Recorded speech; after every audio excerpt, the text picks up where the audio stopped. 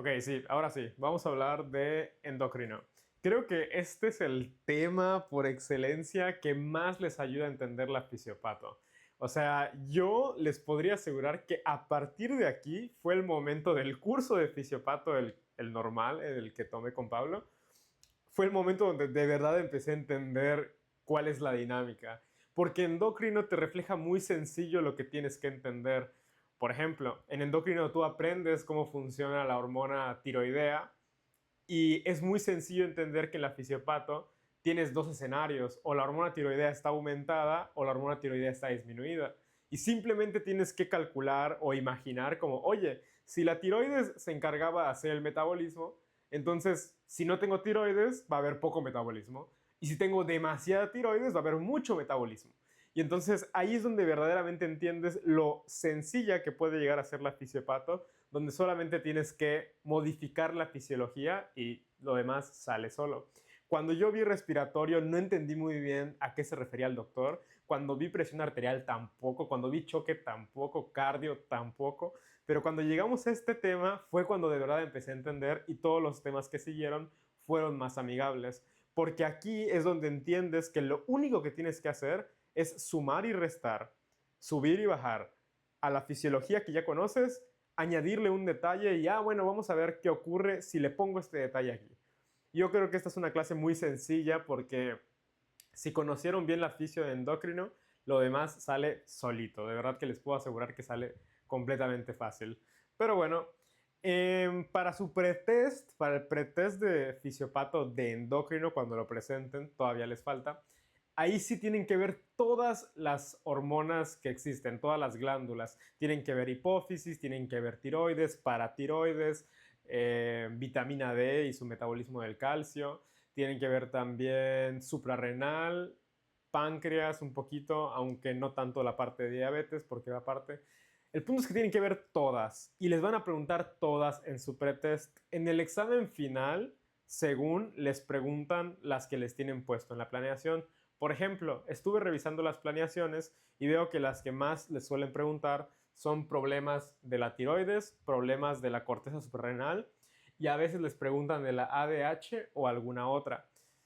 Para su pretest no basta con que estudien estas tres hormonas. Como les digo, tienen que estudiar todas las de la hipófisis, la hormona del crecimiento, la hormona estimulante de la tiroides, todas las que tiene la hipófisis, que son 8. Tienen que estudiar las de la corteza suprarrenal, todas, y así, para su pretest. Para el examen final no es tan detallado, no tienen que saber todos los detalles de todas las hormonas, solamente las que les piden. Pero bueno, de todas maneras, les digo, el examen final no es muy específico, así que esa parte no les va a dar problema. Y ahora sí, hoy vamos a hablar de estas tres, que no solamente son las que les ponen en la planeación, sino que son las más comunes y las que tienen más clínica. Esta última la decidí agregar para que veamos tres temas, porque si no solamente íbamos a ver esto. Pero estas dos de acá, tiroides y corteza suprarrenal, son las dos más clínicas, las que tienen muchas manifestaciones y que les suelen preguntar mucho por ellas en el examen. Entonces, dicho eso, vamos a platicar. Siempre, aquí, como les digo, en endocrino se entiende el funcionamiento de la fisiopato. Antes de cruzar al apartado patofisiológico, tenemos que hablar de la fisiología normal. Tenemos que hablar de, oye, cómo funciona la tiroides, cómo funciona la suprarrenal, cómo funciona la ADH a grandes rasgos. Y ya con eso lo único que vamos a hacer es modificar algunos detallitos. Tiroides, con esa vamos a empezar el día de hoy. Temas generales de endocrino. Algo que tienen que recordar, porque es fundamental para este apartado, es el tema este de la retroalimentación negativa. Recuerden que varias hormonas tienen una regulación, es decir, una hormona regula cómo funciona otra y a su vez esta otra regula la de arriba. Hay esa retroalimentación en la mayoría de las vías. Oye, Julián, ¿todas funcionan así? No, no todas. Por ejemplo, el páncreas, cuando vimos diabetes, no está regulado, por ejemplo, por la hipófisis, está regulado por otros mecanismos como la glucemia y otras condiciones que vimos en esa clase. Pero en la mayoría de las otras glándulas que nos quedan, ahí sí se regula con un sistema de otros niveles hormonales, como por ejemplo la tiroides, que tiene un sistema hipotálamo, hipófisis, tiroides, que el hipotálamo regula a la hipófisis y la hipófisis a su vez regula al a la tiroides, ¿no? Tiene este mecanismo para regularse. La corteza suprarrenal, más de lo mismo. Está el hipotálamo, está la hipófisis y está la corteza suprarrenal, y así es como se va regulando. ¿Qué es lo importante de esto? Recuerden que, por ejemplo, aunque el hipotálamo se los menciono porque se los ponen en su planeación, luego el hipotálamo no se ve tan afectado en las enfermedades. Casi siempre les platican de estas dos, del sistema hipófisis y el sistema tiroides, del sistema hipofisario y el que está abajo. Llegar al hipotálamo, al tercer nivel, es como más, lo ven un poco más en endocrino, en la materia de endocrinología. En fisiopato, ver el nivel hipotálamo como que no suele ocurrir. Pero bueno, el hipotálamo manda una señal a la hipófisis y la hipófisis a su vez manda una señal a la tiroides para que ésta se ponga a chambear. Recuerden que el cuerpo no se puede hablar, el cuerpo no puede decirle, oye, por favor, hipófisis, por favor, puedes empezar a producir TSH para que, por favor, la TSH active la tiroides. No ocurre un contacto de palabras, pero sí hay una comunicación que funciona con hormonas y con receptores. Si esta hormona llega bien a su receptor, entonces esta hace una acción y manda otra hormona a otro receptor. Y si este recibe el mensaje de forma adecuada, todo va a salir bien. Normalmente lo que quiero que nos enfoquemos es en la chamba de la hipófisis y de la glándula de la que estemos hablando. En el caso de acá, tenemos que la hipófisis produce TSH, que como su nombre lo indica, es la hormona estimulante de la tiroides, por sus siglas en inglés, y su chamba es esa, como su nombre lo indica, es estimular a la tiroides, para que ésta sepa cuándo actuar. En el momento en el que esta hormona es estimulada, hay enzimas dentro de la tiroides, como lo vieron en histología, que está todo este sistema de los folículos tiroideos, el coloide adentro, todas esas proteínas que vieron y la tiroidoperoxidasa que vieron en fisiología y demás, sirven para fabricar hormona tiroidea, la famosa T4 y la T3. Esto, la TSH, le dice a la tiroides, oye, fabrícame, produce por favor más hormona tiroidea. Y en respuesta, la glándula tiroides produce T3 y T4. Recuerden que la T4 se produce en un 90% y la T3 en un pequeño porcentaje. Pero la forma activa es la T3. ¿Y cómo resolvemos eso? Pues muy sencillo. En todos los tejidos hay una enzima que se encarga de convertir T4 a T3 y así sencillamente se convierte para su uso. Pero la forma activa, la forma funcional, es la T3, es la que realmente nos importa. Y una vez que tenemos una cantidad elevada de T3 y T4, hay una retroalimentación negativa, que era lo que les estaba platicando, que le pide o que le señala más bien al hipotálamo y a la hipófisis que ya no chambeen, que ya no produzcan más estimulante de la tiroides. ¿Por qué? Porque es como que tú quieras poner a trabajar a alguien, quieres poner a trabajar a tu primito, le dices, oye, por favor, limpia esa ventana. Y tu primito no lo hace. Entonces, ¿qué? Le dices, oye, por favor, en serio, limpia esa ventana. Pero en el momento en el que tú volteas y la ventana ya está limpia, entonces ya no tienes que seguirle pidiendo a tu primito, oye, por favor, limpia la ventana, porque ya está limpia. Así funciona esto. Ya no tengo que producir TSH, porque ya vi que ya se produjo la cantidad suficiente de T3 y T4. Para eso estaba pidiendo que por favor limpiara la ventana, pero ya no le tengo que volver a decir porque ya está limpia. Lo mismo aplica aquí, en este sistema de acá. Aquí se libera una hormona que se llama ACTH o adrenocorticotropina. Y esto lo que hace es estimular a la corteza suprarrenal. Una vez que la ACTH llega a la suprarrenal, empieza a producirse cortisol, empieza a producir andrógenos suprarrenales y estimula un poquito la parte de la vía de la renina angiotensina aldosterona, pero no tanto. Recuerden que esa se cuece aparte. Funciona más para el tema de la presión. Y una vez que se produce una cantidad importante de cortisol, que esa es como la protagonista de esta parte, entonces esta prácticamente hace una retroalimentación negativa a las vías superiores. Nuevamente ocurre lo mismo. Como ya se produjo el cortisol, que era lo que queríamos que se produzca, entonces ya no hace falta seguir produciendo ACTH porque ya ocurrió el mensaje. Ya mandé la señal, la glándula ya me respondió, entonces todo funciona a todo dar. ¿Cuándo vamos a actuar diferente? ¿Cuándo van a cambiar estas condiciones? Cuando la glándula abuse, cuando la glándula haga más chamba de la que debería y cuando y cuando la glándula deje de chambear. Esos son los dos escenarios donde las cosas se modifican.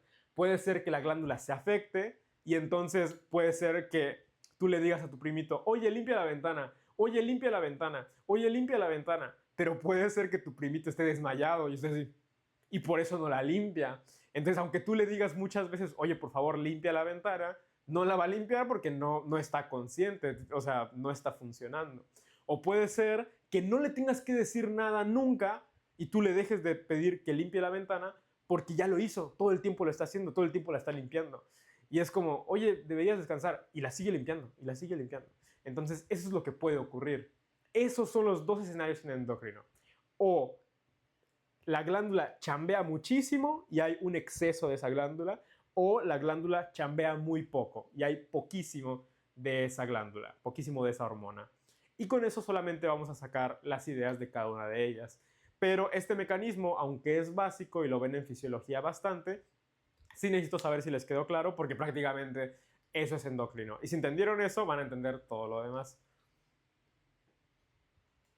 Por lo tanto, el mensaje que quiero dar aquí es la cantidad baja de la hormona que tengamos, por ejemplo, tener baja T3, T4, va a causar sus problemas, va a causar ciertas situaciones. Es decir, los efectos que esta hormona hacía van a disminuir, pero no solo eso. Igual va a afectar al sistema de regulación porque antes se encargaba de disminuir la secreción de TSH, pero ahora como no se está produciendo, la TSH va a estar muy elevada. Entonces, además de los efectos que esto va a tener en el cuerpo, lo que va a causar va a influir en este sistema de retroalimentación. Lo mismo aquí. Aquí, además de los efectos que vamos a tener por un problema de no tener cortisol, va a tener efectos en la secreción de ACTH. ¿Ok? Esto del sistema de retroalimentación se va a ver afectado según mucha hormona o poca hormona. Y bueno, ahora sí vamos a hablar de las más importantes y de sus funciones. Pero esto era como la base de endocrino. Recuerden que hay esta retroalimentación en la mayoría de los sistemas endocrinos. No en todos, como les decía, en el páncreas, por ejemplo, no hay, pero sí en la mayoría de ellos. Bien, tiroides. Su hormona principal o la que se encarga de hacer toda su chamba es la T3, pero se produce en mayor cantidad la T4, la tetraiodotironina. ¿Cuál es el efecto de la T3 en el cuerpo? ¿Para qué queremos tenerla?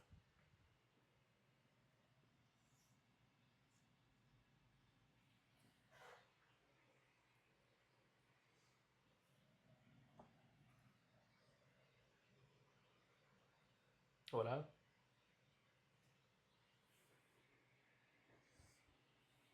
¿Para qué sirve la T3?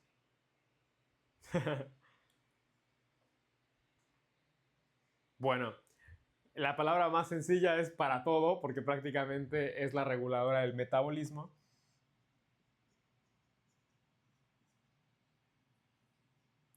Y su función, la forma en la que mueve el metabolismo, suele ser potenciando la acción de la bomba sodio-potasio. Ese es como el efecto de la T3, pero es importante porque necesitamos que haya esa T3 para estimular ese metabolismo. El problema en endocrino siempre puede estar en dos lados, ¿ok? Puede ser que se vea afectada la hipófisis, la que se encarga de regular el funcionamiento de la tiroides, o puede ser que el problema esté directamente en la tiroides. Y ahorita vamos a ver cómo se le llama eso. Pero el mensaje es que puede fallar aquí el sistema o puede fallar aquí. E incluso, si quieren estudiar un poco más, puede fallar aquí arriba. Y por ejemplo, si tuviéramos un problema donde hay poca hormona tiroidea, a esa enfermedad se le llama hipotiroidismo. Si el problema ocurre en la glándula tiroides, se le llama hipotiroidismo primario. ¿Por qué? Porque ocurre en la glándula de forma primaria. Si el problema ocurre en la hipófisis, o sea, la hipófisis no secreta TSH y por lo tanto la hormona tiroidea no se puede secretar porque no sabe cuándo hacerlo, es decir, el mensaje para, oye, limpia la ventana no le está llegando, entonces, pues, ¿para qué la limpio? Nadie me está diciendo que lo haga. Entonces se le llama hipotiroidismo secundario. Y cuando el problema viene del hipotálamo, porque el hipotálamo es el que no manda la señal y por lo tanto este tampoco la manda y por lo tanto este no produce, se le llama hipotiroidismo terciario. Y así es como se le da los nombres. Pero como les decía, el terciario para este nivel no creo que sea algo importante. Los principales son entender el primario y el secundario, que son los que sí deberían comprender. ¿Cuáles son las manifestaciones clínicas? ¿Cuál es la situación aquí? Depende de si estamos en un escenario de hiper o de hipotiroidismo. Y esto va a aplicar lo mismo aquí. Depende de si estamos en un escenario de hiperadrenalismo o hipoadrenalismo, dependiendo de la situación. Ok, vamos a hablar ahora de las manifestaciones que ocurren cuando la hormona tiroidea falla. Los efectos del metabolismo no es solamente, el metabolismo, aumenta el metabolismo y ya está. Quiero que entiendan que es importante que la hormona tiroidea esté en tu cuerpo, porque aunque suena bonito decir sirve para el metabolismo, en palabras más sencillas significa que la hormona tiroidea permite que todas tus células funcionen bien. Si no hay hormona tiroidea o hay un exceso, va a hacer que tus células funcionen demasiado en el escenario extremista para el extremo o que no funcionen tan bien. Por eso requerimos una cantidad adecuada de hormona tiroidea, buscando el equilibrio. Por lo tanto, si nos vamos a un escenario hiper, van a haber bastantes manifestaciones en todo el cuerpo, a nivel del sistema nervioso, a nivel del metabolismo en general, a nivel del tracto gastrointestinal, a nivel del movimiento muscular. En todos lados va a haber manifestaciones. Pero quisiera que ustedes me digan, según lo que recuerdan, funciones de hormona tiroidea. ¿En dónde actúa? Cosas que ustedes saben que puede actuar.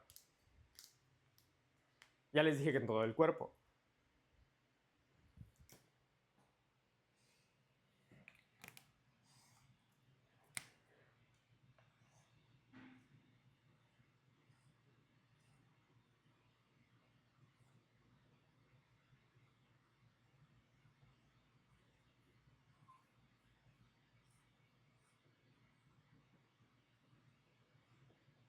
Ok, no se preocupen, está bien. Hoy estamos apenados. Un día en el que no hubo clase y ya nadie habla. Está bien. Yo... No, se desconectó la cámara, chicos, chaval. Esperen.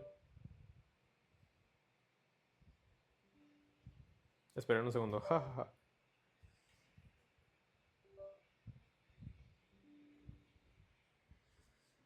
Y estamos de vuelta. No sé qué pasó. Pero bueno, a grandes rasgos vamos a manejar esos 5 tejidos para no hablar de todo el cuerpo porque el cuerpo es muy grande y si ustedes quieren ver todas las manifestaciones de la tiroides se vuelve muy amplio. Pero para que se entienda la idea, vamos a manejar corazón, vasos sanguíneos, tracto gastrointestinal, sistema nervioso y músculo. Si yo tengo una hormona tiroidea excesiva, si tengo una hormona tiroidea elevada, las manifestaciones clínicas van a ser las siguientes. Las voy a ir poniendo aquí abajito. Primero, dime cielo. No sé si solo soy yo, pero no se ve la cámara. ¿En serio? Yo sí me veo. Ajá.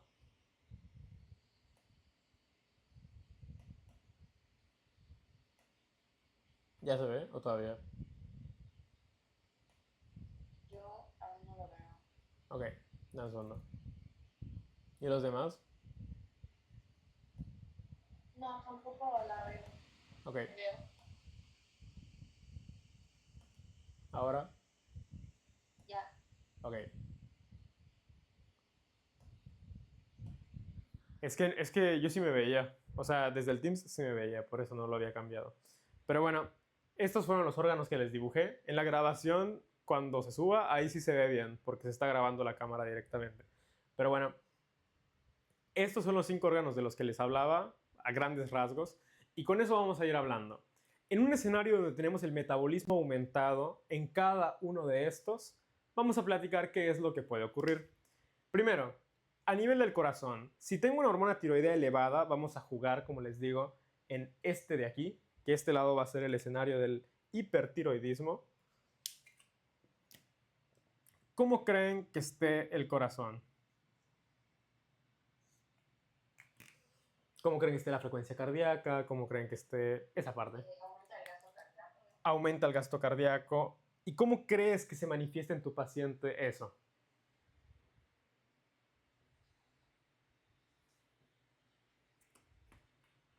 Una taquicardia. Va a tener taquicardia y palpitaciones. Esa es una manifestación importante. Taquicardia y palpitaciones. Los vasos. ¿Cuál es el efecto que tiene la hormona tiroidea en los vasos sanguíneos? ¿Qué hace por ahí?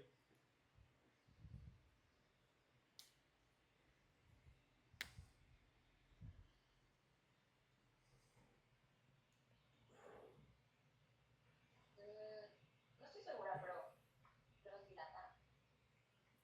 Potencia un poco el efecto que tiene el sistema simpático. Es decir, hace que los receptores sean más sensibles de la parte simpática y por lo tanto sube la presión. En condiciones normales influye un poco en la presión arterial, pero en condiciones excesivas de hormona tiroidea, ¿cómo crees que se manifiesta en tu paciente?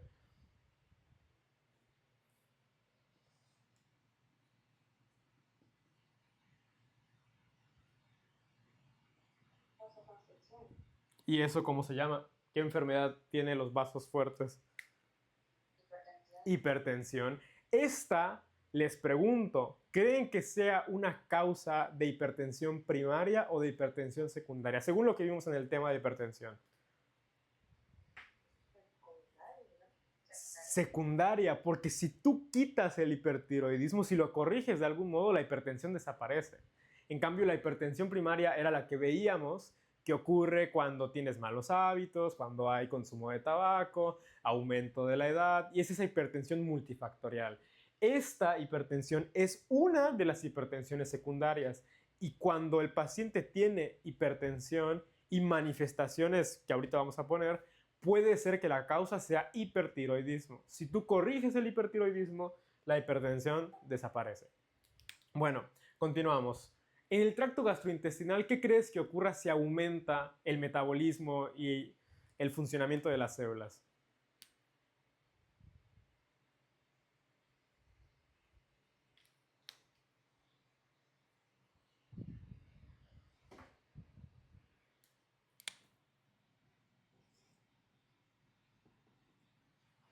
Aumenta el apetito. Aumenta el apetito, pero ¿qué crees que pase con el tránsito gastrointestinal? ¿Cómo crees que funcione? Mucha actividad, o sea, como que mucha peristalsis. Ajá, ¿y eso cómo crees que se manifiesta en el paciente? Peridia de Sí. En este caso está muy aumentada la peristalsis, entonces el tránsito intestinal es rápido y por lo tanto ocurre diarrea. ¿Por qué? Porque el paciente está comiendo y de una forma muy exagerada podríamos decir que rápidamente el estómago se vacía, rápidamente el intestino delgado mueve todo el alimento y rápidamente el alimento llega al recto. Es una forma exagerada porque tampoco es como que sea muy muy rápido, pero aumenta el tránsito intestinal y entonces hay diarrea. Pero no es una diarrea infecciosa como cuando tienes gastroenteritis, sino es una diarrea directamente relacionada al hipertiroidismo. Sistema nervioso central. ¿Cómo creen que está una persona en el que sus neuronas están con mucho metabolismo? ¿Cómo creen que se vea esa persona?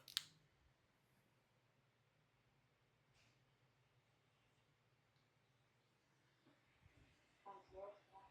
Puede estar confusa, puede estar temblorosa, puede estar agitada. O sea, se supone que una persona que tiene hipertiroidismo, cuando está bastante descontrolado, como que se le ve así como muy intenso, como si no hubiera dormido, como si hubiera tomado mucho café, así como puede tener problemas para dormir. Eso es más bien... ¿Ah? Ay, perdón. Dime, dime. Igual sudan mucho. Sudan mucho también. Sí, es una persona como si estuvieran haciendo ejercicio todo el tiempo. Y eso me lleva al siguiente punto. Metabólicamente, ¿cómo creen que esté esa persona? ¿Creen que subiría de peso, bajaría de peso? Baja de peso. Tienen una pérdida importante de peso. Tienen, como les decía, agitación, temblores, confusión, así como dijeron.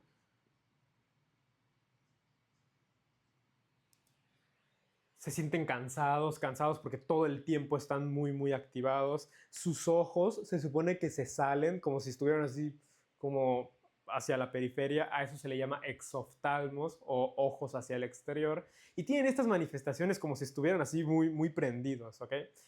En el tema del músculo pueden haber igual como contracciones musculares, como espasmos en diferentes momentos por el mismo metabolismo.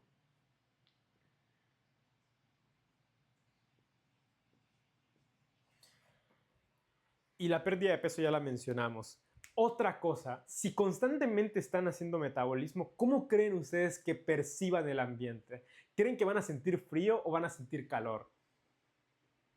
Digo, estamos en Mérida, ¿ok? ¿Ah? Calor. Calor. Eso es muy importante a identificar. El paciente que tiene hipertiroidismo, aún en situaciones donde el clima esté adecuado, haya aire, por ejemplo, aire acondicionado, el paciente va a sentir calor. Siente y el calor le pega muy fuerte. Se le llama intolerancia al calor. Digo, todos vivimos en Mérida y no toleramos el calor, pero en estos sujetos es excesivo. Y aquí es cuando hay dos puntos, ¿ok? El problema puede originarse a nivel de la glándula, a nivel de la glándula tiroides, y a eso se le llama hipertiroidismo primario, donde por algún motivo esa glándula empezó a chambear de más por ella misma, ¿ok? Y vamos a poner aquí unos cuantos datos. Esperen.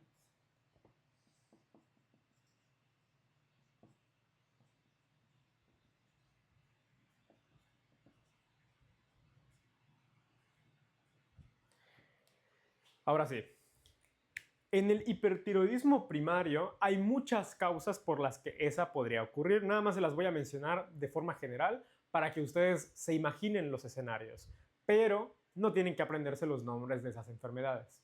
Una de ellas se le llama enfermedad de Graves, en la que es una enfermedad autoinmune, en la que unos glóbulos blancos, específicamente linfocitos B, empiezan a producir anticuerpos contra células que están aquí. Pero esos anticuerpos no actúan de forma dañina. No es que golpeen o que hagan daño a la tiroides. Lo que hacen es unirse al receptor de TSH que estaba en la tiroides. Ya saben que la tiroides tiene un receptor de TSH. Y en ese receptor no se une la TSH como tal, pero esos anticuerpos sí. Y entonces es como si fuera un impostor. Es como si tuvieras una TSH aumentadísima. Pero en realidad no es eso. Tienes un anticuerpo que se une ahí y empieza a estimular a tu tiroides. El problema ocurre a nivel de la tiroides porque ella empieza a recibir un mensaje de donde no debería. Es como si en lugar de que yo le dijera a mi primito, oye, limpia la ventana, llega, no sé, un tío y él le dice, oye, límpiala, límpiala, en secreto. Y entonces eso hace que mi primito la limpie. Él la empezó a limpiar porque otro mensaje le llegó y dijo, bueno, creo que debo de hacerlo. Pero en ese escenario de ahí va a haber hipertiroidismo porque la glándula empezó a detectar otra señal y empezó a chambear sola. Hay otro escenario en el que simplemente la glándula empezó a crecer en algunos lugares. Esto suele ocurrir por problemas genéticos. Y empezó a crecer. Se le llama adenoma tóxico tiroideo. O también hay otro nombre que es bóceo multinodular, en el que empieza a tener nódulos que trabajan mucho, empiezan a crecer nódulos, unas células de la tiroides de la nada dicen, oye, como que tengo ganas de chambear, y otras, oye, yo también, oye, yo y empiezan a chambear, pues porque quieren, porque se les antoja, y empiezan a producir mucha hormona tiroidea, y entonces ese es otro ejemplo de hipertiroidismo primario. En estas de aquí, la tiroides empezó a chambear de más por algún motivo, y eso es lo que tenemos. Por lo tanto, ¿cómo creen que esté la T3 y T4 en este escenario? Aumentada, disminuida, normal.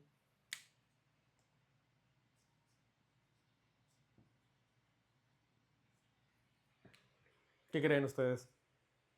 Un escenario donde está chambeando muchísimo. Aumentada. Muy aumentadas, por eso se llama hipertiroidismo. ¿Y cómo creen que esté la TSH? Es decir, la hormona de la hipófisis.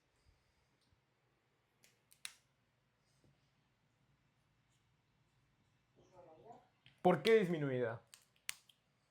Por la retroalimentación negativa. Por la retroalimentación negativa. Pero ahora vamos al escenario de hipertiroidismo secundario. En ese escenario, la tiroides estaba bien, pero yo a mi primito le empecé a decir, oye, limpia la ventana, oye, limpia la ventana, oye, limpia la ventana, oye, limpia la ventana. ¿A qué quiero llegar con eso? Que en este escenario lo que está afectada es la hipófisis. Por algún motivo, la mayoría de las veces suele ser un adenoma, es decir, un crecimiento de células, empiezan a aumentar las células que producen TSH. Y este tumor que empieza a producir mucha TSH le llega a la tiroides y la pone a chambear, y la pone a chambear, y la pone a chambear, y la pone a chambear. Les pregunto, aquí en hipertiroidismo secundario, ¿cómo creen que esté la T3 y la T4? Aumentada. Aumentada. Pero ¿cómo va a estar la TSH? Aumentada. ¿Por qué aumentada? Porque el problema está en la hipófisis. Porque el problema está en la hipófisis. De hecho, esa fue la causa. Eso fue lo que inició todo. La idea de todo esto, o el mensaje que quiero que rescaten, es que dependiendo de dónde esté el problema, los resultados van a ser para arriba o para abajo. Y esto es pregunta de examen. Yo recuerdo que al menos en el mío me preguntaban, por ejemplo, se demuestra que una paciente tiene un tumor en la hipófisis y empieza a tener manifestaciones de mucha sudoración, de intolerancia al calor, diarrea, confusión, no sé qué. Se le hacen unos laboratorios para revisar el perfil tiroideo y cómo esperas encontrar los resultados. Y tienes que poner, considerando la clínica de la paciente, se sospecha que tiene un problema de hipertiroidismo. O sea, ya te dieron la idea de que el problema está en la tiroides. Tú solamente tienes que decir que el problema seguramente es hipertiroidismo y tienes que decir la T3 y la T4 van a estar para arriba y la TSH también va a estar para arriba porque es un problema secundario. Y con eso ya te ponen tus puntos. Ahí, ¿cuál fue la chamba? Que tú entiendas que era un hipertiroidismo secundario. Ese tipo de cosas te lo preguntan para que tú pongas, esto está para arriba, esto está para abajo, esto está así, esto está normal, o sea, eso es lo que te preguntan a veces. Pero bueno, ya preguntas de examen lo veremos en un repaso, que siempre suelo dar repasos, así que luego lo revisaremos. Ok, entonces en hipertiroidismo secundario, T3 y T4 van a estar aumentadas y la TSH también va a estar aumentada. Voy a poner las flechitas y con eso terminamos por aquí. Ahora vamos con las manifestaciones de hipotiroidismo. Y prácticamente ustedes dirán, oye Julián, ¿y qué tengo que hacer en hipotiroidismo? ¿Qué hago ahí? Y te digo, prácticamente voltea todas las manifestaciones que tenemos por acá y vas a obtener hipotiroidismo. Es decir, si la persona tiene pérdida de peso, ¿cómo creen que esté en hipotiroidismo? Aumento de peso. Ganancia de peso. Si la persona tiene agitación y está muy temblorosa y se mueve mucho, ¿cómo creen que esté en hipotiroidismo? Pues más inactiva. Está como lenta. De hecho, nosotros una vez en un Hoy en tu Comunidad, yo les recomiendo que vayan. Me gustaría mucho ir al primero. El primero siempre se pone padre, así que si pueden ir a un Hoy en tu Comunidad, les recomendaría que vayan a ese. Recuerdo que había una paciente que estábamos de verdad en el calor intensísimo, y esa mujer llega y dice, no, es que últimamente como que he ganado mucho peso, y empieza a decir también, guay, hay como mucho frío. Guay, empezaba a decir mucho guay, ¿no? Pero, pero tenía mucho frío y era como, wow, o sea, no llegamos al diagnóstico porque para confirmar diagnóstico tienes que pedir el perfil tiroideo, pero seguramente esa mujer tenía hipotiroidismo, literalmente el calor nos estaba asando.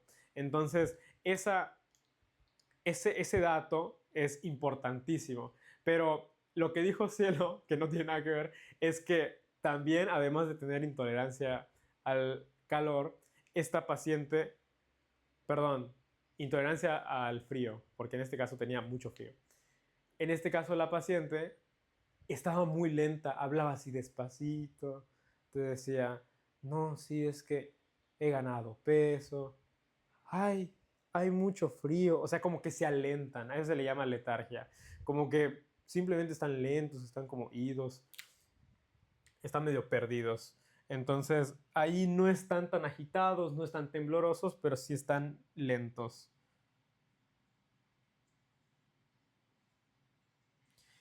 Otra cosa, si el paciente que tenía hipertiroidismo tenía diarrea, ¿qué creen que tenga esta persona? ¿Cómo estará su tránsito intestinal?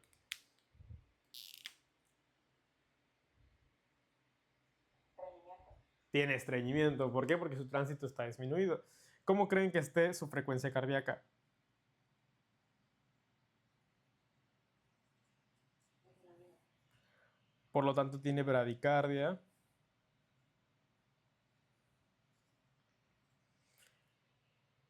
Y tiene intolerancia al frío. Como hace menos metabolismo,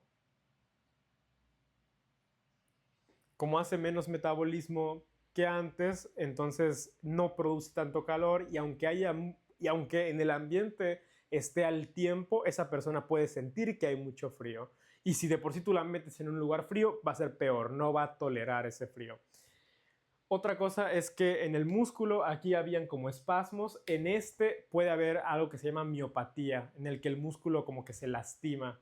¿Por qué? Porque el músculo es un órgano que hace demasiado metabolismo y si no le das la hormona tiroidea necesaria se puede ir afectando. Entonces hay una miopatía o una enfermedad muscular. Y a grandes rasgos eso es hipertiroidismo y eso es hipotiroidismo. Pero ahorita, nuevamente, el problema puede estar en dos lugares, ¿ok? El problema puede estar en el nivel de la glándula y se va a llamar hipotiroidismo primario, o puede estar en la hipófisis y se llamaría hipotiroidismo secundario. Por ejemplo, una causa de hipotiroidismo primario también es autoinmune. Aquí otra vez los linfocitos B producen anticuerpos, pero lo hacen de otra manera, atacan a otro lugar. Y los anticuerpos que se producen aquí causan daño a la glándula y la destruyen. A eso se le llama tiroiditis de Hashimoto o hipotiroidismo de Hashimoto. Una enfermedad en la que aquí los anticuerpos no se unen y son amigos y hacen que la tiroides haga más chamba. No, no, no. Aquí destruyen a la tiroides. Poco a poco se empieza a destruir esa tiroides hasta que queda una muy poca glándula muy chiquita y destruida. Perdón, pensé que estaba fallando la cámara. Ok, eso es un escenario. Otro es que cuando te hacen alguna radiación o algún procedimiento o algo de forma dramática, te tienen que quitar la tiroides o por algún motivo algo ocurre y te tienen que quitar la tiroides. O, como les decía, por radiación, de algún modo. Pero estos son escenarios donde lo que falla es la glándula. ¿Y cómo creen que esté la TSH en ese escenario?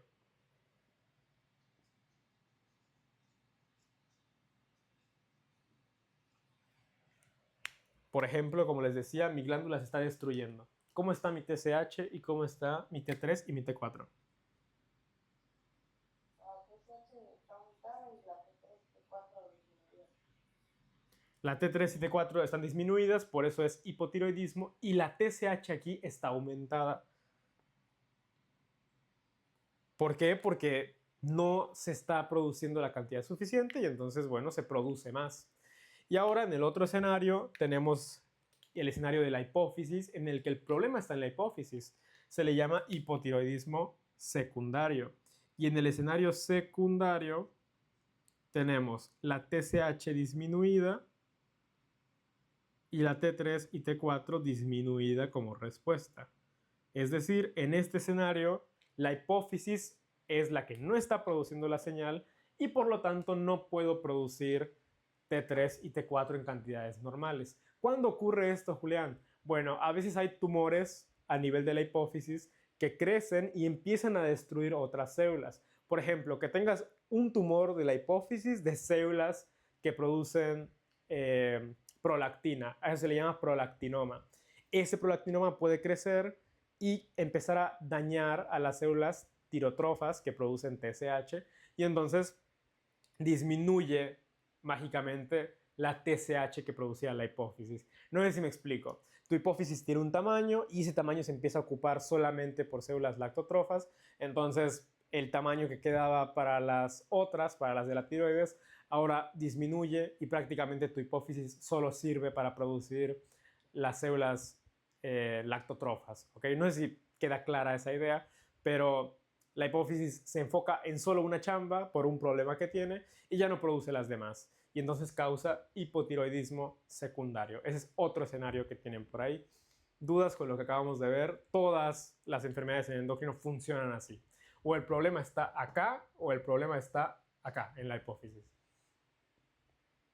Ok, esas son las manifestaciones de hipotiroidismo e hipertiroidismo. No sé si se dieron cuenta, pero aquí no puse hipotensión porque en realidad no causa como tal hipotensión. Es decir, el hipertiroidismo, ese sí causa hipertensión, es una causa conocida de hipertensión secundaria, pero cuando no hay otros mecanismos que pueden mantener la presión normal y hacen que no se vaya para la hipotensión. Entonces, nada más para que tengan en cuenta, el hipertiroidismo sí te llega a hipertensión, pero este no te baja a hipotensión. Es un datazo nada más. Vamos con la corteza suprarrenal, que de hecho tiene mecanismos muy interesantes. Por poner algunas de sus funciones, pueden recordar en su constanzo, tenían varias funciones, pero vamos a ponerlas aquí para que queden claras. La glándula suprarrenal, recuerden que tiene muchas hormonas, tiene 3. Tiene los andrógenos suprarrenales, tiene los glucocorticoides y tiene los mineralocorticoides o aldosterona. Ordenado en sus capas, es decir, la capa de más adentro es la de los andrógenos, que es la reticular, la de en medio es la de los glucocorticoides o cortisol, y la de afuera o glomerular es la que sirve para los mineralocorticoides o aldosterona. Cada una tiene diferentes funciones. De hecho, mineralocorticoide se le llama así porque se relaciona a los minerales. Actúa con el potasio, con el sodio, con el hidrógeno, mueve un poco esa parte, mueve un poco el agua. Esa es la función de la aldosterona. Glucocorticoides se le llama así al cortisol, por ejemplo, porque actúa con la glucosa. Si se dan cuenta, el cortisol sube la glucosa. Y los andrógenos pues tienen que ver con caracteres sexuales, ¿no? Tenemos esas 3 capas. A eso en conjunto se le llama corteza suprarrenal. Entonces vamos a ponerlo aquí. Vamos a poner andrógenos suprarrenales, glucocorticoides, pero voy a ponerle cortisol, y vamos a ponerle aldosterona. Los efectos que quiero que recordemos a grandes rasgos para que se puedan entender las enfermedades son los siguientes. Si yo tengo los andrógenos afectados, realmente solo se ve perjudicada la mujer porque el hombre produce sus andrógenos a nivel testicular y en realidad no hay tanto problema. Cuando esto se afecta, la que se ve mayormente afectada es la mujer, ya sea porque aumenten mucho y tengan como engrosamiento del clítoris o ciertas cosas como de caracteres de hombre, o que disminuya mucho y entonces disminuye la libido, no tengan ganas de tener relación sexual, etcétera, etcétera. Disminuye las características sexuales, disminuye un poco el vello, pero eso solo ocurre realmente en la mujer y a veces no es tan frecuente. Pero la función fisiológica de esto es el desarrollo de caracteres sexuales y líbido, sobre todo en la mujer. Recuerden que el hombre tiene sus andrógenos. El cortisol, este sí tiene muchas funciones y son las que debemos de recordar porque es el protagonista de este tema. Cortisol, 1, aumenta la glucosa. Otro, aumenta la presión arterial. Otro, ¿qué hacía con el hueso? ¿Alguien se acuerda de qué hace con el hueso el cortisol?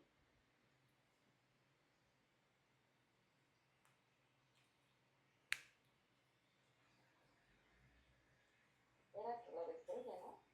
Disminuye la síntesis de hueso nuevo, ¿ok? Entonces, como que detiene el crecimiento de un hueso nuevo. Ya saben que el hueso constantemente se está reabsorbiendo y resorbiendo y resorbiendo una y otra vez. Bueno, el cortisol apaga la construcción de nuevo hueso.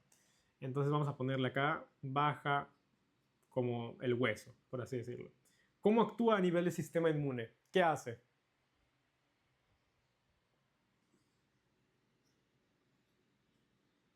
Suprime la respuesta. Suprime la respuesta inmune, hay inmunosupresión. aumenta el efecto de la glucosa y a nivel de sistema nervioso se relaciona con el tiempo de sueño o vigilia, ¿no? Más o menos.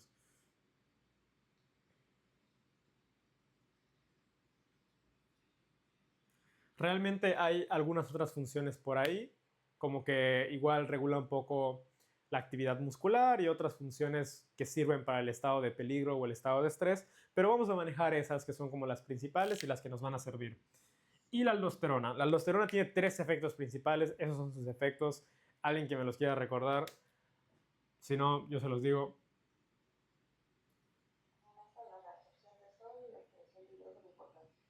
Aumenta reabsorción de sodio y con eso reabsorción de agua, o sea, reabsorbe agua y sodio y fomenta la secreción de potasio y de hidrógeno.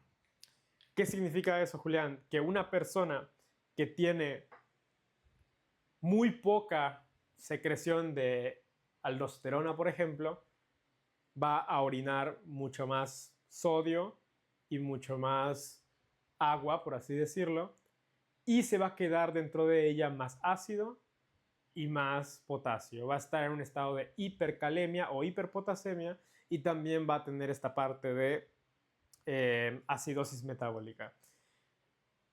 Estos son los efectos que debemos recordar y las enfermedades que le suelen poner son varias, pero no me quiero meter en todas las que puedan existir, me voy a meter en las más importantes y en las que sí deberían de conocer.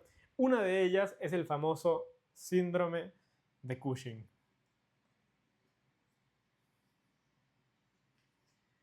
Y la otra es la insuficiencia suprarrenal primaria, en la que toda la glándula no funciona y se le llama enfermedad de Addison. Pero vamos a manejar el nombre mejor, el más general, insuficiencia suprarrenal.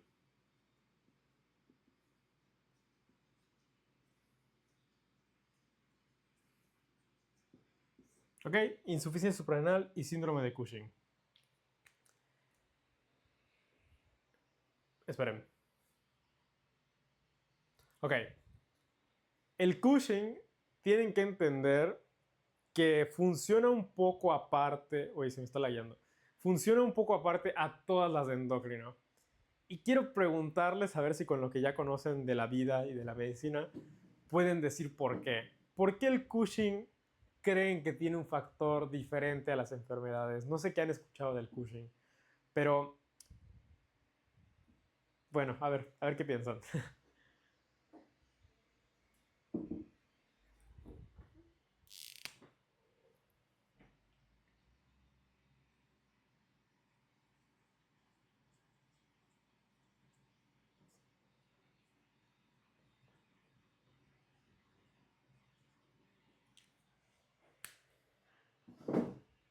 Bueno, el Cushing tiene un factor aparte o adicional porque es una de las enfermedades que se produce de forma exógena más común. Todas las enfermedades que hemos visto hasta ahora ocurren propiamente porque algo en el cuerpo falla. Tú no le hiciste nada malo, simplemente algo empezó a fallar en él como consecuencia de varias acciones. El síndrome de Cushing puede ocurrir muy frecuentemente porque tú te lo provocas. Tú consumes mucho cortisol y tú solito te metes al síndrome de Cushing. ¿Cómo? ¿Cómo va a ocurrir eso, Julián? Con las famosas cremas como el Barmisil, con las cremas que venden de muy fácil obtención en las farmacias, que tú te pones para desinflamarte alguna región porque tienes alguna, ¿cómo se le llama esto? Alguna lesión en la piel. Y las abuelitas sobre todo suelen hacer mucho eso de que, no te preocupes, yo te pongo esta crema y con eso se cura tu lesión rápidamente, no sé qué. Eso es la principal causa de esta enfermedad. A diferencia de las otras, no es como que, por ejemplo, hagas hipertiroidismo porque, mijo, mira, tengo estas pastillas y tómatelas, te van a dar más energía. No es tan frecuente eso, que sí puede ocurrir el hipertiroidismo exógeno, sí puede pasar eso, pero no es tan común porque la gente sabe para qué sirve el medicamento, sabe que el medicamento de la tiroides es para el que tiene problemas en la tiroides. Aquí estos medicamentos se venden a libre demanda y es muy común que tú se lo pongas a alguna lesión en la piel, alguna costrita, algo que te esté dando picazón, y es muy común que las abuelitas te lo recomienden. Mi recomendación cada vez que doy este tipo de clase es que si ustedes tienen algún familiar o alguna familiar que suele utilizar cremas, verifiquen que no sea un glucocorticoide. Eso lo van a ver en Pharma. Hay muchos glucocorticoides como la hidrocortisona, como la dexametasona, beclometasona, etcétera, etcétera. Verifiquen que no sea un glucocorticoide porque eso solamente lo receta el médico. Y si ellos lo tienen comprado y lo usan a libre demanda, pueden llegar a tener síndrome de Cushing. Y no es una enfermedad tan chistosa, puede llevar literalmente a la muerte. Así que tengan cuidado con ella, se los dejo como recomendación. Pero eso es lo que hace la enfermedad de Cushing, perdón, el síndrome de Cushing tan especial, que ocurre de forma muy frecuente, de forma exógena. No por un problema de que tu glándula suprarrenal se ponga loca, no porque tu hipófisis empiece a producir demasiado, sino porque la gente lo consume por medio de cremas, ¿ok? Se absorbe y al final hacen síndrome de Cushing. Aquí, cuando tienes mucho cortisol, se le llama síndrome de Cushing, ¿ok?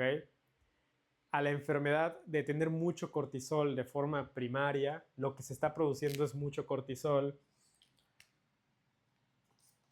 O sea, mucho cortisol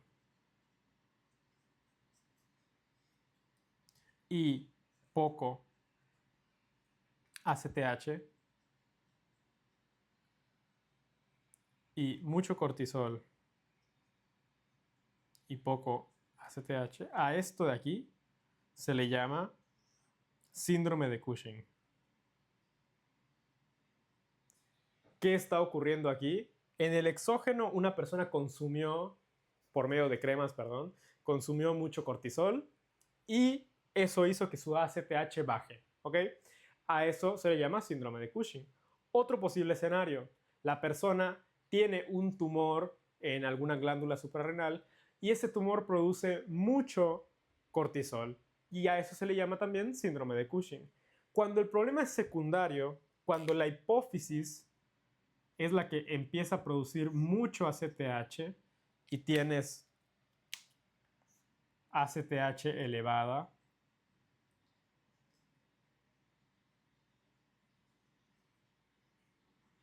ACTH elevada y por lo tanto cortisol y otras elevado. A esto no se le llama síndrome de Cushing secundario, se le llama enfermedad de Cushing. Y eso sí se los hago como bastante hincapié, no es lo mismo y se lo van a dar cuenta cuando lean este tema. Todavía falta, afortunadamente, para que lleguen a este apartado, tienen mucho chance de leer, pero cuando ustedes lean se van a encontrar en los libros con el síndrome de Cushing y con la enfermedad de Cushing. Y aunque parece que es una tontería lo que les estoy diciendo, genuinamente, si ustedes buscan en Google enfermedad de Cushing, lo que les aparece es una cosa, y si ustedes buscan síndrome de Cushing, les aparece otra, ¿ok? No es un error de traducción, no es un error a la hora de comunicarse, así es, así se maneja. Si el problema es por el cortisol es lo que está alto por algún motivo, por afuera, por adentro, por un tumor, pero eso fue lo que inició, se le llama síndrome de Cushing. Y si lo que está elevado es la ACTH, porque la hipófisis está como loca produciendo mucha ACTH, se le llama enfermedad de Cushing. Sé, a mí no me gusta cuando hay nombres parecidos como esto y a lo tonto, pero así es. Entonces se los dejo como consideración porque no es lo mismo. Recuerden eso, síndrome es una cosa, enfermedad de Cushing es otra. Pero ¿cuáles son las manifestaciones, Julián? No me has hablado de ninguna manifestación. Es muy sencillo, así como sacaron las de este apartado de aquí, podemos sacarlas de este lado de aquí. ¿Cómo creen que esté la glucosa? Si yo le saco la glucosa, ¿cómo va a estar? Elevada. ¿Cómo va a estar la presión arterial? Y esa presión arterial, esa hipertensión va a ser de tipo primaria o de tipo secundaria. Secundaria es otro ejemplo y otro caso de hipertensión secundaria. Ok, si yo les pregunto por el hueso. ¿Qué creen que ocurra con el hueso si ocurre síndrome de Cushing a largo plazo?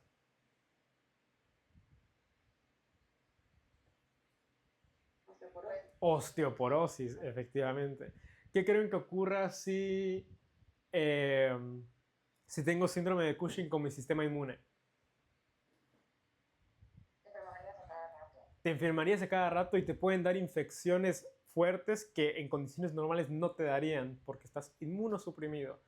Y también puede haber alteraciones en el ciclo de sueño-vigilia. Hay otros hallazgos aún más característicos del Cushing, como por ejemplo que como se modifica el metabolismo, la grasa cambia su posición y empieza a tener unas manifestaciones muy características. La grasa se mueve hacia la región de acá y se le llama jiba de búfalo, empieza a llenarse hacia la parte de la papada y se le llama cara de luna porque queda como redondita la cara. La obesidad como que agarra una obesidad central, como que se va más para esta región, para la parte de acá, como que se mueve la grasa. En lugar de que se vaya para las extremidades, todo se queda en la parte central y eso es una característica también, esa organización de la grasa que ocurre del Cushing. Y hay otras manifestaciones por ahí, pero tampoco hace falta que nos clavemos tanto, porque para eso, para el tema de Cushing y los de tiroides y los de endocrino, pensaba grabar videos aparte, porque son temas que requieren un poco más de detalle para la materia. Para Fisiopato no tanto, para Fisiopato solo es entender y ya está. Si quieren verlos en su momento, se los mandaré igual. Pero bueno, esa es la idea de este apartado de aquí. Repito, si el problema está en la glándula, se le llama síndrome de Cushing. Si el exceso de cortisol ocurre ahí, se le llama síndrome de Cushing. Y si el exceso de cortisol es una consecuencia de que la hipófisis esté como loca, se le llama enfermedad de Cushing. ¿Dudas con el exceso de cortisol, la hipercortisolemia? Prácticamente es jugar a sube y baja, ¿ok? Ahora nos vamos a un escenario donde lo que va a estar pasando es que se ve afectada por completo nuestra glándula suprarrenal. Es decir, toda nuestra corteza suprarrenal se daña. La principal causa también es autoinmune. Suele ser por una producción de autoanticuerpos que dañan la corteza suprarrenal, así como en tiroides, pero aquí dañan toda la corteza y entonces te quedas sin cortisol, te quedas sin aldosterona y te quedas sin andrógenos. ¿Cómo creen que se trata esa enfermedad? ¿Alguien tiene alguna idea?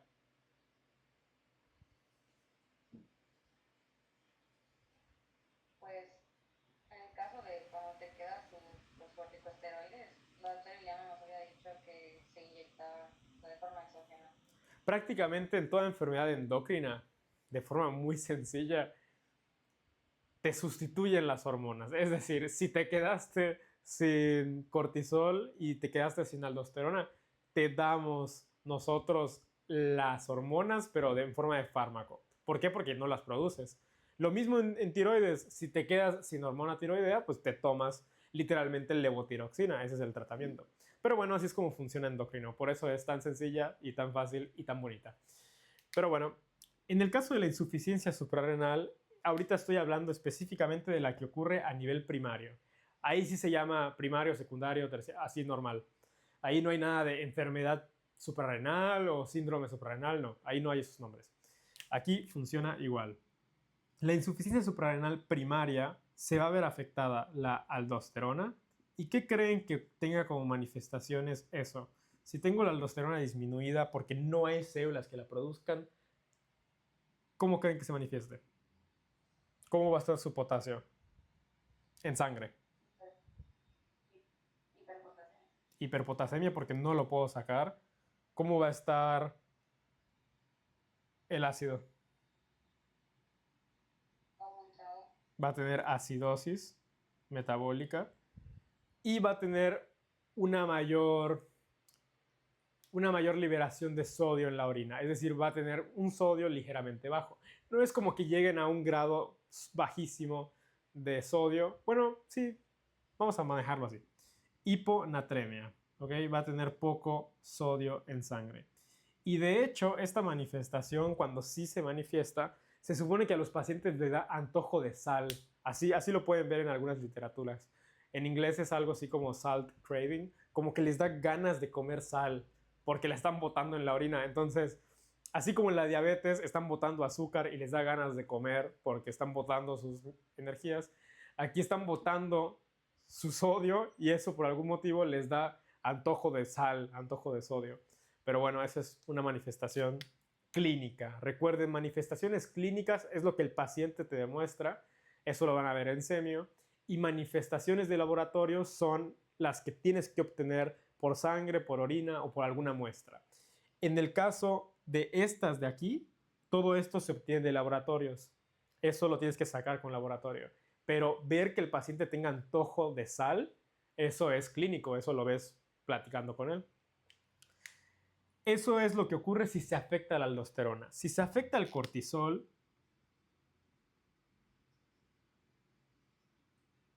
ocurren muchas cosas, ¿ok? Aunque ustedes podrían decir, oye, pues estaría padre, el sistema inmune estaría para arriba, dormiría bien, el hueso estaría fuertísimo, la presión arterial no estaría elevada. Como les tengo dicho, nada en medicina es bueno en un exceso, es decir, tener absolutamente nada de cortisol no es bonito, tener muchísimo cortisol tampoco es bonito, requerimos un nivel intermedio. En este caso, tener el cortisol bajo hace que tengas hipoglucemia. Al no tener aldosterona y no tener cortisol, pues haces hipotensión.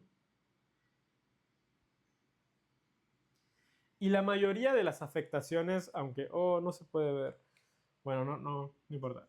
Hipoglucemia, hipotensión. Y aunque la mayoría de las manifestaciones no son como muy llamativas, lo que ocurre principalmente es que el paciente está como lento, está muy confuso, puede llegar a desmayarse, puede llegar incluso a morirse en ese momento si de pronto está en una situación de estrés y no tiene cortisol suficiente. ¿Por qué? Porque el cortisol es esencial para la vida. Tengan en cuenta de que, aunque estos son sus efectos en general, tiene efectos para la supervivencia y para el estrés en general. Y en una vida llena de estreses, no el estrés de, estoy estresado por la tarea, sino el estrés en general de vivir y los cambios que ocurren, si no tienes cortisol prácticamente te mata. Esta enfermedad es mortal, o sea, mucho más que el Cushing. Los pacientes que tienen insuficiencia renal, de verdad, el doctor en endocrino nos dice que a veces llevan su pulserita de que, oye, tengo enfermedad de Addison, tengo insuficiencia suprarrenal, para que sepan que si de pronto esa persona tiene un momento de estrés o algo y no se tomó bien su medicamento y empieza como que a desmayarse, como a perderse, le pongan rápidamente medicamentos porque podría morirse. El cortisol es esencial para la vida. Por eso les digo, todo es un equilibrio. Si nos vamos para acá, también es un problema, ¿ok? También van a ocurrir caos. Pero si nos vamos para acá, también es un problemón porque necesitas cortisol para vivir. Y así es como funciona esto. Aunque las manifestaciones no sean tan obvias como en el caso de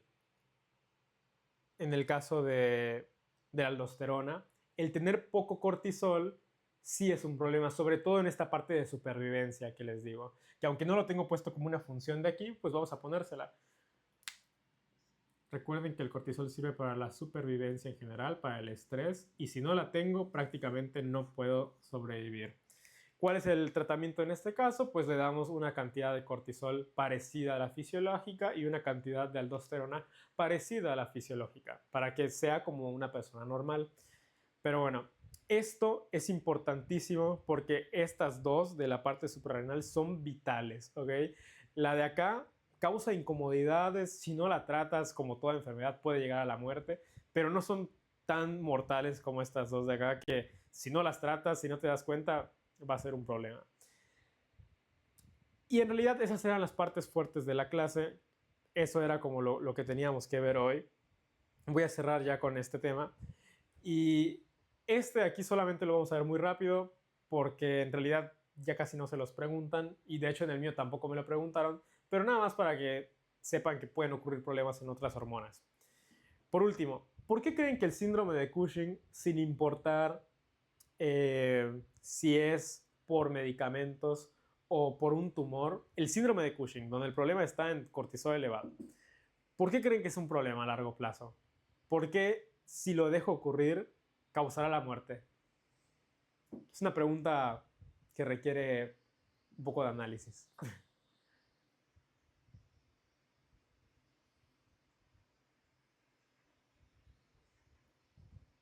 Bueno, piénsenlo y ustedes que están acá, seguramente se las voy a poner para el repaso de fisiopato, pero la respuesta sería más o menos la siguiente. Si yo tengo muy elevado el cortisol, ¿qué va a ocurrir con mi ACTH? Por ejemplo, yo estoy tomando mucho cortisol. ¿Por qué? Porque me pongo una crema que hace que yo absorba mucho cortisol y tengo Cushing. Y lo dejo así a largo plazo. La ACTH baja. ¿Y para qué querría tener ACTH?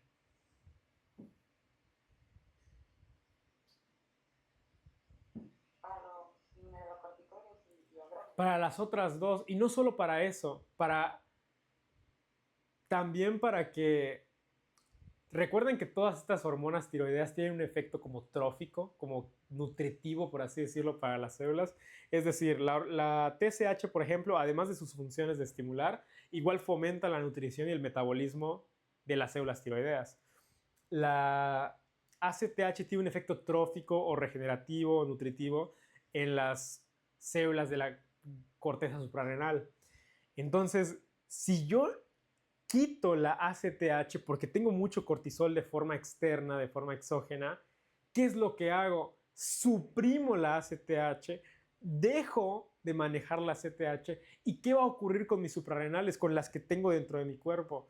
Se van a atrofiar porque la ACTH se encargaba de nutrirlas, de hacer que proliferen, de hacer que estén chidas, pero como ahora yo me estoy metiendo de forma exógena cortisol por medio de las cremas, la ACTH disminuye y mis glándulas suprarrenales, ¿para qué funcionan? Si ya me la estoy metiendo por afuera, estoy metiendo de forma externa el cortisol, ¿para qué quiero glándulas suprarrenales? Entonces, si un día decido quitarme ese cortisol, que era el que me mantenía vivo, me muero. Hago insuficiencia suprarrenal, en este caso secundaria, y prácticamente muere el paciente porque no tiene ACTH en su cuerpo, está suprimida esa vía y sus suprarrenales ya están atrofiadas porque la dejaste mucho tiempo sin funcionar. Por eso es un problema. Recuerden, todo lo que no se usa en tu cuerpo se atrofia.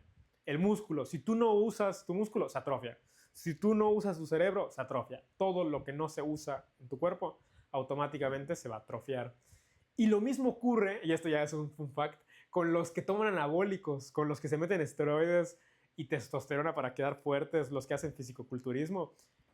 Sus testículos quedan súper pequeños. Y eso Pablo lo menciona en forma de chiste. Pero, ¿para qué van a crecer sus testículos si no tienen que producir testosterona? Que esa era su función. Entonces se encogen. Es uno de los efectos adversos que se sabe del uso de testosterona exógena. Porque, ¿para qué produzco testosterona si ya te la estás metiendo? Y así es como funciona esta vía de retroalimentación. Pero bueno, por eso el síndrome de Cushing es mortal, porque cancelas la vía y si tú la cancelas, si algún día decides quitar ese cortisol que te estás metiendo, no vas a tener de forma propia, porque ya atrofiaste tus glándulas. Pero bueno, espero se haya entendido. La idea de este apartado de aquí es entender los mecanismos, sobre todo de retroalimentación, de subir y bajar. Ya los signos y síntomas los van a ir aprendiendo a medida del camino, pero simplemente se saca de forma muy sencilla. Es decir, tú ya sabes la fisiología normal y con eso puedes empezar a imaginar. En el caso de no tengo aldosterona, bueno, pues la aldosterona suele hacer esto, si yo le quito esta parte de acá, bueno, pues voy a tener acidosis, voy a tener hiponatremia, voy a tener hipercalemia, y me va a dar antojo de consumir sal, eso es lo característico. Ok, no tengo cortisol, el cortisol sirve para la supervivencia, voy a estar lento, me voy a desmayar, puede ser que me muera, porque necesito ese cortisol para situaciones estresantes. Voy a tener hipoglucemia, que necesito tener glucosa en mis tejidos y no va a llegar, por eso voy a estar lento, etcétera, etcétera. Ya los signos y síntomas, insisto, lo van a ir aprendiendo a medida que avancen en el camino. Pero mi mensaje, lo que quería el día de hoy, era que entendiéramos estas vías de retroalimentación, de, oye, si tengo mucho de esto, esto baja, y si esto baja, me lleva aquí, porque así es como funciona endocrino. Es, creo, la parte más bonita de entender, porque si entiendes que sube, que baja, que hace esto y lo otro, todas las demás que siguen se entienden muy fácil. Pero, ok, espero que haya quedado claro. Esto era lo importante de esta clase, lo que tenían que sacar, lo que tenían que exprimir. Espero que lo hayan entendido. Y nada más, esta no lo tienen que apuntar ni siquiera, pero escúchenlo nada más para que entiendan que pueden afectarse otras no tan importantes. Estas de acá no ponen en riesgo la vida del paciente, son más que nada, bueno, una de ellas sí, más o menos, pero algunas enfermedades son como caprichos. ¿Qué quiere decir? Que hay enfermedades por ahí que en realidad no te matan, no te hacen nada, pero son incómodas. Y nadie quiere vivir incómodo, entonces se tratan. Pero hay unas enfermedades que no son mortales. Una de ellas es tener la ADH baja. En términos de orina, ¿de qué se encargaba la ADH? Así en términos sencillos.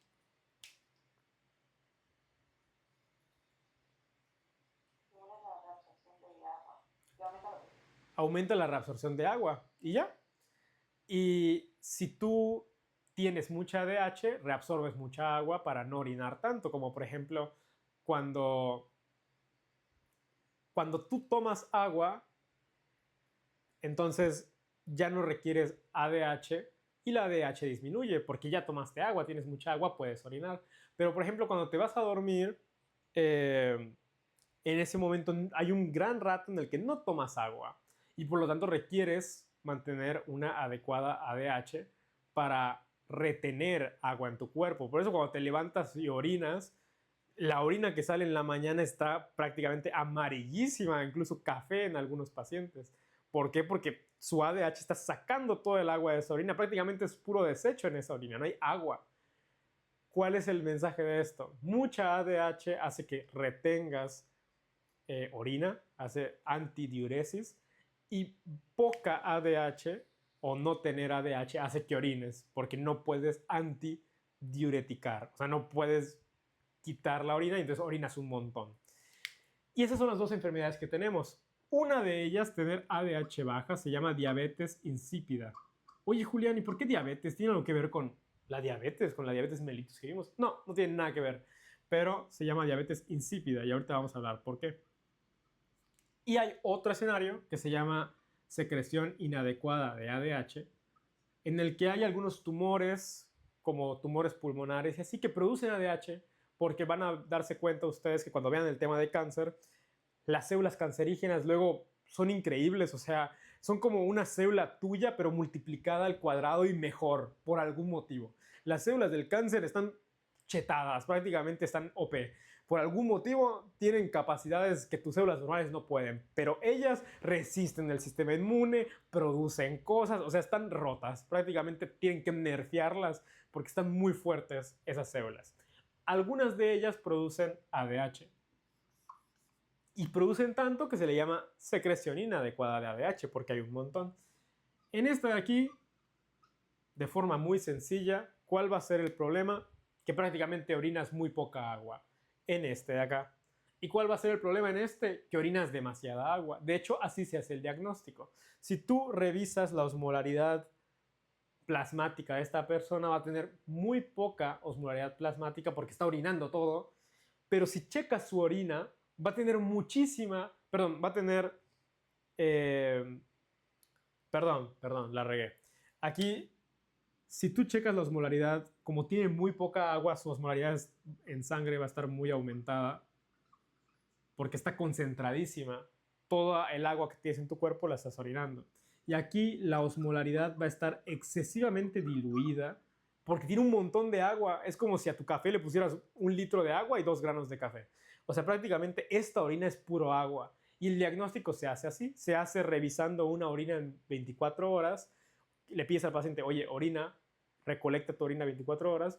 Checas la osmolaridad urinaria y su densidad. Y si está bajísima, si tiene mucha agua y está orinando a cada rato, la sospecha es diabetes insípida.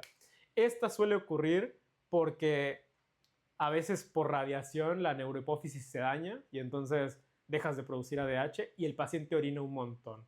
Esa es la manifestación característica, que puede estar orine, orine, orine, orine, orine, y le va a dar un montón de sed y un montón de sed. En la noche se va a levantar a cada rato para ir al baño. ¿Por qué? Porque no tiene ADH. Entonces va a estar orinando, orinando, orinando, orinando, va a tener sed, sed, sed, sed, orina, orina, orina, así, constantemente. Y lo que quiero preguntar acá es, ¿por qué creen que se llama diabetes insípida a esa enfermedad donde, no sé si ya lo escucharon, a esa enfermedad donde está orine y orine y orine y orine el paciente? Bueno, bueno, dime. Porque se supone que antes la diabetes se diagnosticaba probando la orina y sabía dulce. Pero eso ya te lo dijeron. Ok. Sí. Es trampa, pero está bien, está bien.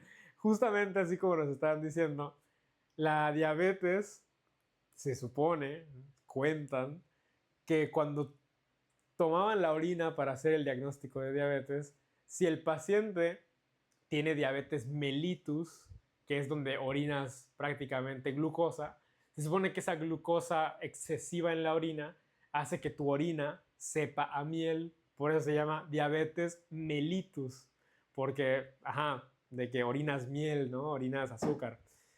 En cambio, en la diabetes insípida, que no tiene nada que ver con azúcar, simplemente estás orinando agua. Y se supone que la orina está insípida porque solo tiene agua y por eso se llama diabetes insípida. Pero es un poco chistoso eso. Se supone que así es como se hacía el diagnóstico antes de que la orina sabía miel, diabetes mellitus. Si la orina no sabe miel, diabetes insípida. Y en esta enfermedad tienes una orina demasiado hiposmolar, está muy diluida, diluida por todo el agua que tienes. Y en la otra tienes una orina muy concentrada con un plasma muy diluido. Con un plasma muy diluido. Y esta de acá, la de secreción inadecuada, sí es un problema porque si tienes poca osmolaridad en sangre, tus células de tu cuerpo se hinchan por una cosa ahí de ósmosis, y es que si esto está diluido, prácticamente tus células atraen agua automáticamente, porque tu sangre está tan diluida que esa agua se va a ir a otros espacios, y entonces tus células se hinchan, y en algunas da igual que se te hinche, no sé, el músculo o algo, no es un gran problema, pero el problema ocurre cuando se te hinchan las del cerebro, y por eso estas manifestaciones pueden llegar incluso a convulsiones, a coma, entre otras. Pero de aquí, insisto, no quiero que nos clavemos mucho porque casi no se los preguntan, es un tema complicado por sus mecanismos y la osmolaridad y esto es algo que no se ve tanto. Entonces, no quiero que nos clavemos, además de que ya llevamos un rato de clase, ya estamos cansados, pero es para darles a entender que en todas las hormonas y vías endocrinas se puede afectar para arriba o para abajo. Hay una enfermedad donde hay mucha ADH y hay una enfermedad donde hay poca ADH. Hay una enfermedad donde hay mucha hormona tiroidea y hay otra donde hay poca. Hay una enfermedad donde hay mucho cortisol y otra donde hay poco. Y así. Eso es endocrino. Espero que lo hayan entendido, que les haya gustado. Es una clase distinta al resto porque puede parecer pesada o no, pero si la entiendes, yo creo que todas las demás como que ya salen muy solitas. No sé, al menos esa fue mi experiencia. Voy a dejar de grabar para subirlo a YouTube.